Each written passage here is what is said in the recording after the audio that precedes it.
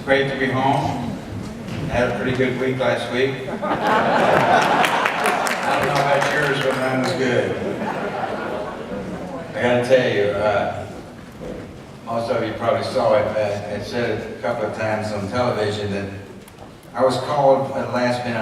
I don't go to DC anymore, but I was called at the last minute by these prayer intercessors, prayer warriors I call them, to come to Washington because they wanted to talk to me about this idea they had that frankly I had already been working on.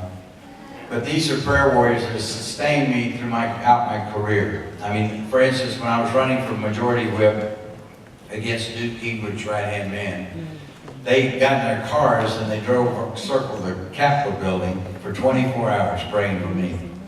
And whenever there was hard times or tough times or we were in a crisis at one time or another, they were right there all the time. Anyway, they called me because we're starting a national organization so that we can activate prayer intercessors all over this country, 24 hours, 7 days a week for this country, and not praying for America so that we can be comfortable, but praying for America so America will look to God. And so we're on our knees on Thursday morning in prayer, and I get this, I'm now working an iPhone. I'm totally illiterate on these things, but my phone rings and it's my lawyer. And I thought, I'm not going to take it. Well, maybe I'll take it. I walked out the door and he said, Tom, you're a free man. And so I walked back into that prayer room and stood in the middle of that circle and I said, I'm a free man. And they went nuts, just nuts. And I won't get into it because I don't want to sound like a victim or a whiner. I'm not. This is part of what we have to go through with the enemy that we have, that we're fighting. Rules and the rule of law mean nothing to them. The power means everything to them. And they will do anything, including abuse our judicial system to affect their ends. Ladies and gentlemen, you probably don't know this, but my journey started in 1996 when the Democratic Campaign Committee announced publicly that I had just been elected Majority Whip of the new Republican majority, first majority in 60 years. And they announced that they were going to get Tom DeLay. Hence my first ethics charges. They are dismissed. 98 more ethics charges, they're dismissed. 2000, they actually filed a RICO suit against me, a racketeering suit. And in the suit, the reason they brought the suit was that I was conspiring to defeat Democrats. I'm not kidding. That lasted about 6 months. And then more ethics charges. And then in 2005, they indicted me. Ronnie Earl indicted me in Travis County, Texas. And from the get-go, they were going to do anything and everything they could to bankrupt me, destroy my family, put me in a grave so they could dance on my grave. But when I walked on the floor of the House Thursday afternoon of last week, it was such a glorious time because the Republicans just hugged my neck all over the place, and the Democrats sitting over there like that. Yeah, you can't ask for better than that. But it was glorious. And I told somebody, people keep telling me that there must be a burden lifted off your shoulders. And I don't want to sound self-righteous, but I told them and the press that I didn't feel that way because I didn't have a burden on my shoulders. Early on, I gave Jesus the burden, and He carried the burden.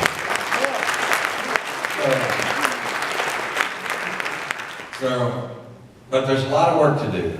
And they haven't stopped me one iota other than running for office. I can't as long as I'm convicted, but that's not going to happen in the future. But what is going to happen in the future is that I'm busting out, I'm coming out of the wilderness. I'm in the process of writing a book called Shut Her Down, which is based on constitutional revival and revolution, and show the Congress how they can defund unconstitutional programs in the federal government.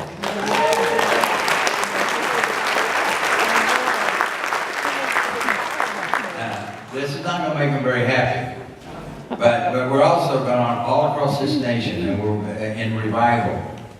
I've spent my entire career in the Republican majority, leading people in 2 Chronicles 7:14, which is basically when my people who are called by my name humble themselves, seek my face, pray, and turn from their wicked ways. I will hear from heaven.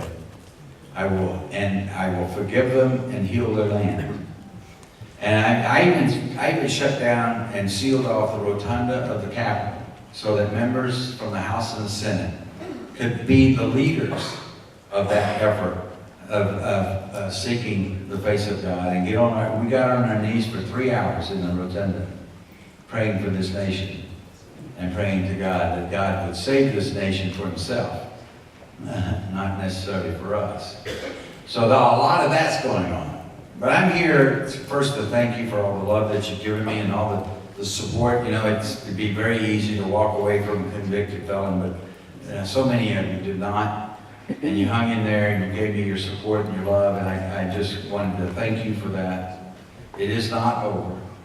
And one little project I might suggest to you is when Rosemary Lindbergh, the district attorney in Travis County, files the appeal of my case to the Court of Criminal Appeals, I would like to see incredible outrage swept across this because all she's doing is abusing our judicial system.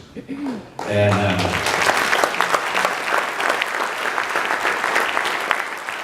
the other part, and I just tell you, look, Republicans are not the enemy. Democrats are the enemy. The left is the enemy. The socialists are the enemy. The communists are the enemy. And I just ask you, out of love, let's have a great debate in our party. But out of love, work with it. All this stuff that's going on that just feeds that national media, they just love it, the Republicans.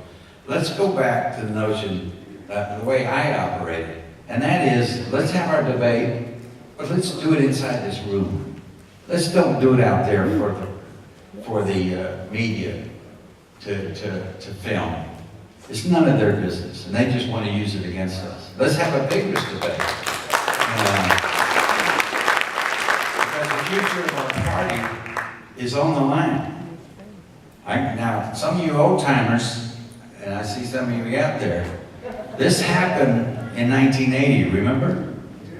And the debate between the so-called establishment and Reaganites like me. We had a huge debate. Luckily, the Reaganites won, but we had a great debate. But we had it within our own family, and we didn't have it out there. So I just ask you to pray about that and understand that we're all trying to head this country in the right direction. And by the way, you state reps out there, I got a long list of reforms of the judiciary I'd like to talk to you about. Thank you very much. God bless you.